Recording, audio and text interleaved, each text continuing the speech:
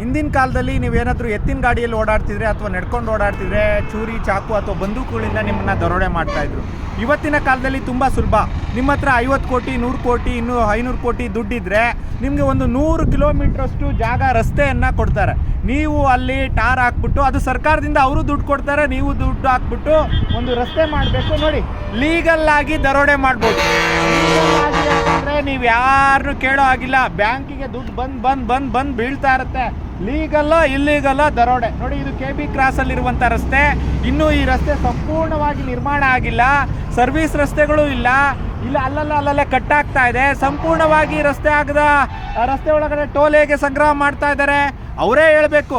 ಇಲ್ಲಿನ MP ಆಗಿರ್ಬೋದು ಅಥವಾ ಈಗ ಗೆಲ್ಲಕ್ಕೆ ಬಯಸ್ತಾ ಇರುವಂಥ ಭ್ರಷ್ಟ BJP, ಭ್ರಷ್ಟ ಕಾಂಗ್ರೆಸ್, ಭ್ರಷ್ಟ JDS ಪಕ್ಷಗಳ ನಾಯಕರು ಇದಕ್ಕೆ ಉತ್ತರವನ್ನು ಕೊಡಬೇಕು. ಸರ್ಕಾರದಿಂದ ಉತ್ತಮವಾದ ರಸ್ತೆಗಳನ್ನು ನಿರ್ಮಾಣ ಮಾಡಿ ಜನರಿಗೆ ಓಡಾಡೋದಕ್ಕೆ ವ್ಯವಸ್ಥೆಯನ್ನು ಮಾಡಿಕೊಡ್ಬೋದು. ಇಲ್ಲಿನ ಲೋಕಲ್ ಸ್ಥಳೀಯರಿಗೆ ಎಷ್ಟು ತೊಂದರೆ ಆಗಿದೆ. ಇನ್ನು ಮುಂದಿನ ದಿನಗಳಲ್ಲಿ GPS ಆಧಾರಿತವಾಗಿ ನಿಮ್ಮ ರಸ್ತೆಯಲ್ಲಿ ಏನಾದರೂ ನಿಮ್ಮ ಆಟೋನೋ ಕಾರೋ ಲಾರಿನೋ ಬಂದರೆ ದುಡ್ಡು ಕಟ್ಟಾಗುವಂಥ ವ್ಯವಸ್ಥೆಯನ್ನು ಮಾಡ್ತೀವಿ ಅಂತ ಹೇಳ್ತಾ ಇದ್ದಾರೆ ಹೊರತು ಸರ್ಕಾರದಿಂದ ಉತ್ತಮವಾದ ರಸ್ತೆ ಮಾಡ್ತೀವಿ ಅಂತ ಹೇಳ್ತಾ ಇಲ್ಲ. ಇವತ್ತು ನೋಡಿದ್ರೆ ಇದು 20, 30, 40, 50 ವರ್ಷಕ್ಕೋ ಇದು ಕೊನೆ ಆಗ್ಬೋದು, ಕೊನೆ ಆಗ್ದೇ ಇರ್ಬೋದು.